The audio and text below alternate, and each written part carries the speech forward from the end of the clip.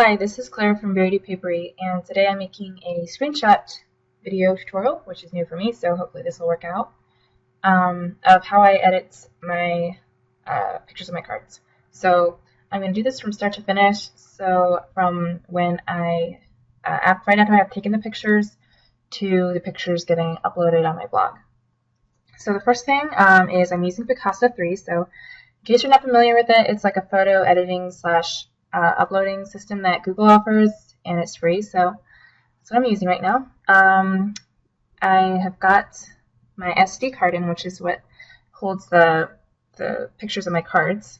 So I have gone to import, and so I'm on my removable drive, wherever you have your photos connected in. There's different ways of connecting your camera. So it's showing me all the photos that I have on the camera, and I'm just going to select these little gnomes, and I can import to my pictures. I can import somewhere else. I'm going to import into a folder called gnomes, which I already have created. I go with gnomes, or if you want, you could just go to my pictures and create your own folder title. But I already have a folder with gnomes in it, so I'm just going to go with that. I'm going to import those selected. There's a bunch of different options you can do when uploading, and I'll just leave that to you to, play around with. So here are the gnomes, but we're not editing those pictures. So we're going to go to Hero Arts. It's just a random name I have for my folder. And we are going to quickly show you my photos. So I take at least usually around 7 to 10 pictures of each card. And I take a bunch of different angles. That's actually an already edited picture. So we're going to edit this one. So first thing I do is I go to crop. I can crop in the Creative Kit, which we're going to go to in just a little bit, but this cropping system works a little bit faster, so I'm just going to go with that. So you can just move it around. I'm on manual right now, so I can control what the dimensions of this are, but if you want, you can go with small print, which makes things look really funky. So we're just going to go back to manual and get back to that little square we had right there. So everything that's not in the shaded area is what you are going to get once you crop it out. So press apply. Then we're going to go to edit in Creative Kit. So Creative Kit is basically Picnik, in case for any of those who've used Picnik before. So we're just going to wait for this to transfer. It usually takes a while because I usually have a lot of things running on my computer. And because I think it's just the type of program that it is, it requires a lot of storage. So we are just going to wait for this to get up here. Here we go. Waiting for it to load.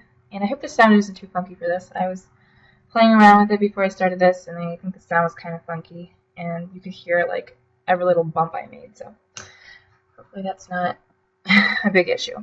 So right here's the crop that we could have used. There's things like autofix, you can go with that, but I don't really want to use that right now. Go to effects, which will show you a bunch of cool things. Like if you had pictures of people or things that weren't cards, then these effects can be really cool, but these effects don't really work for cards. You can decorate, just like face paint, doodling, but we just use the basic edits. Well, I just use the basic edits for my cards. So first thing that I used to do when I took photos outside is I would go to Neutral Picker, and I would just click on the white area, and I don't really use this anymore. Let me try to explain this, why I don't. When I would take photos outdoors, the lighting was never always the same, so I would get different tints on my photos. Sometimes the tint would be kind of bluish. Oh, this thing keeps popping up.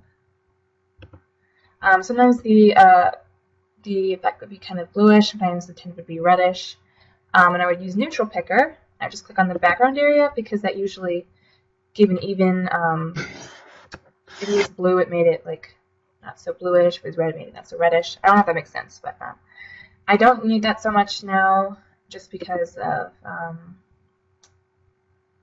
I take my photos indoors and I get a pretty consistent lighting, and it doesn't give me a really reddish or bluish tint. But I'll just show you using this extreme. I'll just go to the extremes and show you what it does. So here you have really red. Here you have the temperature is really blue. Press neutral picker. And then we get it back to the normal thing. So saturation can make things super neonish and ugly or really bland. So we're not going to do that. We're going to go to exposure. So you can't, usually I just press auto exposure. And I get a pretty good, it messes with the settings right here. And from there, I can add more lighting in. So quickly I'll show you exposure can make things like really light and just like buzz things out, or it can make things super dark. I'm sorry that this thing keeps popping up. But anyway, we want that to be that dark. Usually I make it a little bit lighter. Highlights can make things super whited out. You can't really go minus with highlights, or into the negatives anyway. I want it to be brighter, definitely. So I'm going to probably go around there. Usually I go in increments of 5, so we'll just go there. Shadows can make things super dark. Super bright, not super dark. Or super pale. So let me go back to that setting. I think it had it at like 55. It's a pretty good setting right there. Then I'm going to go to sharpen.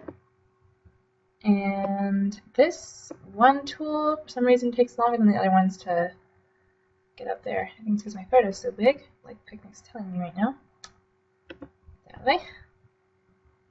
Sometimes I need to add sharpening and sometimes I don't. In this case, I don't think I need it to go all the way up to 5. Yeah, I just need a little bit of sharpening. Just try to pull that down.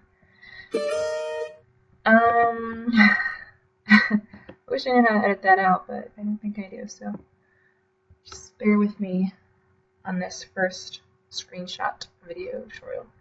So clarity, obviously, makes things more clear. It can kind of have the effect of sharpening. That is, if you sharpen or use clarity too much, then things will just look really horrendous. Let me see if I can show you. Sharpening. I'm going to go all the way to the extreme. This will load up for me here. See, things look really grainy. So, that's kind of what it does. I'm just showing you the extremes here so you can kind of get an idea of what it does. Because I don't know if I just use it really subtly, if you will be able to tell. So just press apply. And if you wanted to add a watermark, I guess you could go to text. I don't know how to upload watermarks. I would have to type it in manually each time, like preview Papery. Stick that in there. Black, I could stick it in the corner right here or something like that. But I don't want a watermark, so I'm not going to mess with that. Let's say you don't even want to edit this card. You could press cancel and it'll take you back to Picasa, but I'm going to go with this. I'm going to press save to Picasa. Oh, wait, before I do, I'm going to quickly point out, if you don't like an effect, you can press undo, and then you decide you do like it, you can press redo. So that's just another little option right there. So I'm going to save to Picasa. You can save a new copy, you can replace, or if you accidentally press that button, like I do a lot, you press cancel. But I'm going to do replace, because I obviously don't want that, the original photo, because, it just didn't look as nice.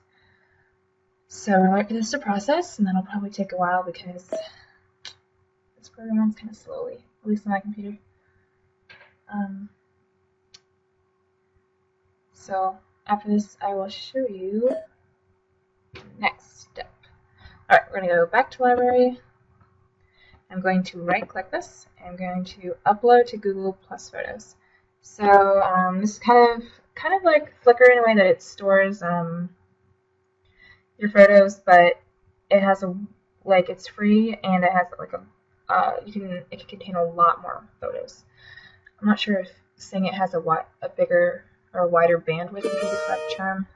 I'm not sure that would be the right term, but anyway. So here are my albums. Usually I have them either named by stamps, such as Hero Arts and Precious Remembrance, or since I'm on the GCD Studios design team, I'll put all my design team projects in there. But these first 5 right here are just recent albums. So I'm going to go down, and we're going to click on Lawn Fawn. So you can add a message, you can do a bunch of weird things if you want, but I just put in my album. That's where we go. So I usually upload this pretty quick. Finishing upload. Now we're going to go quickly to, okay, if we go to Picasa Web Albums, we go find Lawn Fawn. Now, where is Lawn Fawn? There it is. It's going to show all my Lawn Fawn photos, even really super old ones. Click on right here, and there's my photo all uploaded online. So after I have it uploaded online, I will usually go back to Picasa, and then I'll just, I can just delete this row. I can delete it from the online too, but I'm not going to delete it from online. I'm just deleting it from my computer memory. So basically, I'm putting my card photos on Google because I don't want all these tons of card photos taking up a bunch of memory on my own computer. So I'm going to delete from disk. And it says you can delete online copies too if you want. I don't want to do that, so I'm just going to press delete items. And that gets rid of that little bit right there. Okay, so right here I can either copy, I can save the image to my computer if I want to, which would kind of defeat the purpose of me just writing it from my computer. I can copy the image, I can copy image URL. But what I'm going to do, Blogger has this handy dandy feature. Here's my here's a blank post, and I'm just gonna something scribbly right there. I'm gonna press insert image, and I'm gonna go. You can upload. So if you have the card photo saved to your computer, you can just do choose files, and let's see, that'll quickly pop up right there. Lots of things. You can upload pictures from the blog, and those are really super old ones. You can do your phone, your webcam, a URL. So if I did copy that URL, I could paste it. I don't know if I actually copied it. Yeah, this isn't the correct URL. What I do is I go to Picasa Web Albums, and I go down to Lawn Fawn. Where is it? There we go. And I go down because the photos are always the most recent. Most recently uploaded photos are always the last in the album. So I can mess around with the size. Usually I go with like extra large. Original size would be humongous. So there's my photo, and it's all handy dandy. So I think it's a pretty quick process for editing. You know, it'd be obviously a lot quicker if I weren't talking and showing you every little step. So I'm just gonna save that, and there we go. So that's how I edit my photos. So hopefully that's helpful. And if you have any questions, just let me know. So that's it. Thanks for watching. Have a great day. Bye.